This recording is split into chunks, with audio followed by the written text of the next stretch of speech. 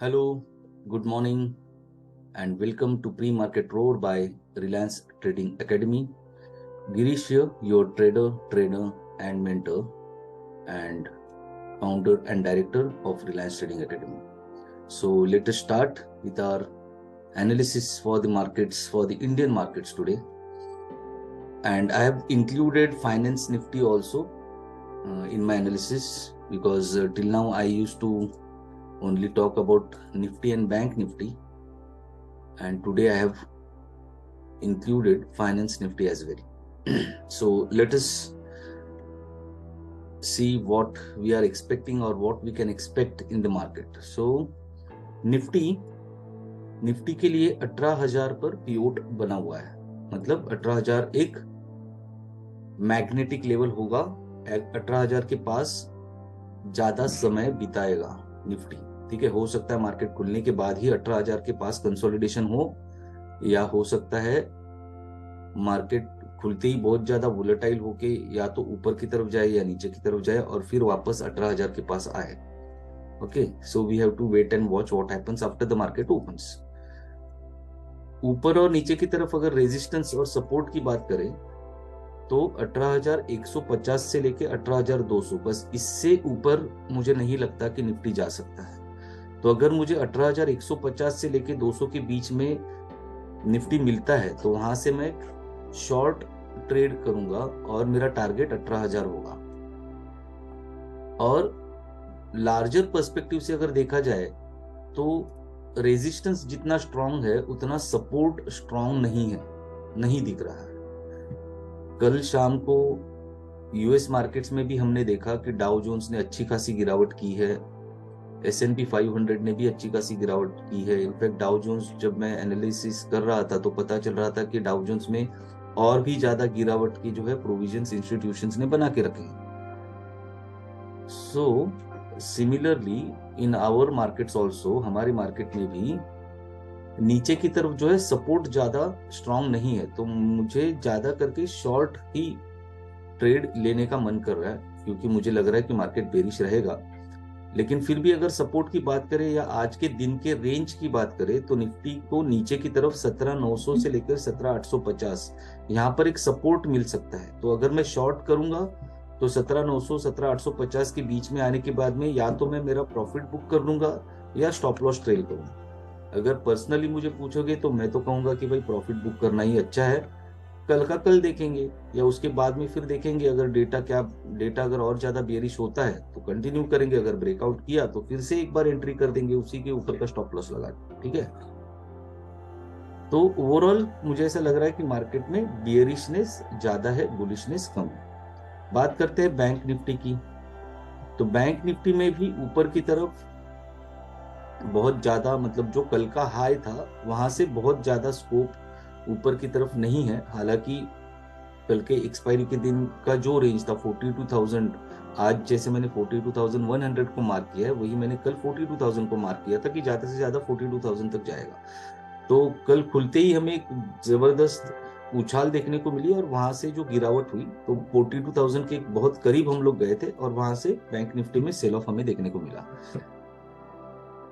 तो आज ऊपर की तरफ 42,000, 42,050 और 42,100, ये बहुत मतलब एक्स्ट्रा ऑर्डिनरी अगर काम हुआ बुल्स की तरफ से तो ज्यादा से ज्यादा ये रेंज होगी। अगर यहाँ पर मिला तो डेफिनेटली मैं तो शॉर्ट करूंगा बैंक निफ्टी को। पिवोट बना रहेगा 41,500, जो जिसको हम लोग सुवर्ण मध्य कहते हैं, मैग्नेटिक लेवल रहेगी। यहाँ पर ज्यादा देर तक टहल सकती है प्राइस, ज्यादा समय बिता सकती है। उसके बाद में विल हैव टू डिसाइड कि whether we have to buy, मतलब 41,500 से अगर कंसोलिडेशन करने के बाद अगर बुलिश ब्रेकआउट मिला तो हम लोग ऊपर के टारगेट के लिए बाय कर सकते हैं, लेकिन जिसका प्रोबेबिलिटी मुझे बहुत कम लगता है। हम लोग हो सकता है खुलते ही जबरदस्त गिरावट करे और 41,500 के पास आने के बाद थोड़ा टहले और फिर और एक बार नीचे की तरफ की जर्नी शुरू करे। तो नीचे की तरफ जैसे मैंने निफ्टी के बारे में भी कहा कि सपोर्ट्स उतने स्ट्रांग नहीं है जितने रेजिस्टेंस स्ट्रांग है। तो सपोर्ट के लिए अगर मैं ढूंढूं तो पहला माइनर सपोर्ट बनता है 41,250 और 41,200। ठीक है, तो जैसे जैसे ये टारगेट्स अचीव होंगे अपना स्टॉप लॉस ट्रेल करते रहना है। अगर रिवर्सल हुआ तो प्रॉफिट लेके निकल जाना है। मैं लॉन्ग पोजीशन तो मेरा आज मन नहीं करेगा कि बाय करने का, तो मैं शॉर्ट करूंगा और मेरा स्टॉप लॉस ट्रेल करते जाऊंगा। जहां पर भी प्रॉफिट हो जाएगा बुक, हो सकता है मैं फिर से एक बार एंट्री करूं भी और या नहीं भी, डिपेंड करता है मार्केट में खुलने के बाद में डेटा किस तरह से उभर के आता है। तो 41,250 से लेके 200 फर्स्ट सपोर्ट, सेकेंड 41,050 से लेके 41,000। और अगर एक्स्ट्रा ऑर्डिनरी बेयर्स हमेशा अक्सर देखो, जब भी मार्केट गिरता है तो बहुत तेजी से गिरता है, जब उठता है तो धीरे धीरे उठता है। तो अगर गिरावट होनी है, क्योंकि ऑब्वियसली पैनिक में लोग सेलिंग करना शुरू कर देते हैं, पोर्टफोलियो से अपने स्टॉक्स क्लोज करना शुरू कर देते हैं, ठीक है, पोजीशंस क्लोज करना शुरू कर देते हैं। तो जब गिरता है तो तेजी से गिरता है। तो जब तेजी से गिरेगा, अगर मार्केट तेजी से गिरा, पैनिक सेलिंग हुई, तो 41,000 या 40,900 के पास, अल्टीमेट 40,900 का एक लेवल होगा, वहां पर आके बैंक निफ्टी को सपोर्ट मिल सकता है। ठीक है, तो ये रहा बैंक निफ्टी का हाल। आज नया कैंडिडेट फाइनेंस निफ्टी या निफ्टी फाइनेंस। सो निफ्टी फाइनेंस का पीओट जो है वो 18,600 के पास है, तो 18,600 के पास टहलेगा। अगर ऊपर एंट्री मिली तो शॉर्ट अपॉर्चुनिटी ही ढूंढना है, बाइंग अपॉर्चुनिटी नहीं ढूंढना है। 18,700 या 750 मैक्सिमम है। नीचे की तरफ 18,500, 18,450 और थोड़ा और फिगर मैंने यहां पर लिखा है 18,375। ठीक है, तो अगर हमें गिरावट देखने को मिलती है तो हम भी बहती गंगा में अपना हाथ साफ कर सकते हैं सेल करके। लेकिन जब सेल करेंगे तो 18,400, 18,375 के पास अगर मिलता है तो हम वहां पर प्रॉफिट बुक करेंगे। 18,500, 450 के पास आने के बाद हम लोग या तो स्टॉप लॉस ट्रेल करेंगे या अलर्ट रहेंगे कि अगर वहां पर टाइम पास करता है, क्योंकि ऑप्शंस में अगर एसेट जो है वो अगर समय भी वेस्ट करे तो भी ऑप्शंस में जो है वो नुकसान होना शुरू हो जाता है। अगर आप फ्यूचर्स में कर रहे हो तो उतनी ज्यादा तकलीफ नहीं होगी। फ्यूचर्स में होगा तो स्टॉप लॉस ट्रेल कीजिएगा और अपडेटेड डेटा को, जो भी मार्केट खुलने के बाद जो डेटा उभरता है उसके ऊपर ध्यान रखिएगा। अगर बुलिशनेस दिखाई दिया तो प्रॉफिट बुक करके निकल जाइएगा।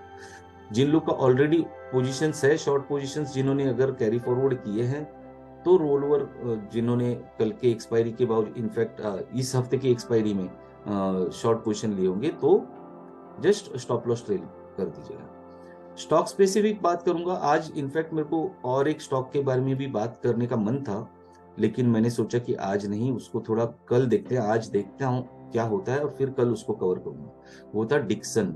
Okay, Dixon technologies. तो थोड़ा सा ट्रिकी सिचुएशन में डिक्सन टेक्नोलॉजीज है, तो आज का एक और दिन मैं उसको दूंगा और कल उसके बारे में बात करूंगा। ठीक है, तो महानगर गैस लिमिटेड, देखो कल या लगातार 3 दिन से, मैं बोल सकते, अगर हम लोग देखें तो लगातार 3 दिन से बहुत ही अच्छी रैली महानगर गैस में देखने को मिली है।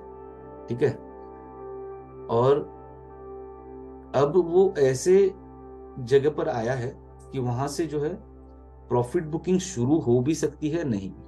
अभी यहाँ पर मैं खुद थोड़ा सा डिलेमा में हूँ। क्यों? क्योंकि Nifty, bank Nifty, overall market जो है वो बेरिश दिख रहा है। ओके, लेकिन महानगर gas obviously it has already reached in its selling zone, या जिसे हम लोग बोल सकते हैं सप्लाई जोन में पहुंच चुका है। ठीक है, जैसे आप देख रहे हो, आपको यहाँ पर कोई पैटर्न दिख रहा है क्या? ठीक है, पैटर्न मैं बाद में ड्रॉ करूंगा, लेकिन पहले सिर्फ ये लाइन ड्रॉ करता हूं।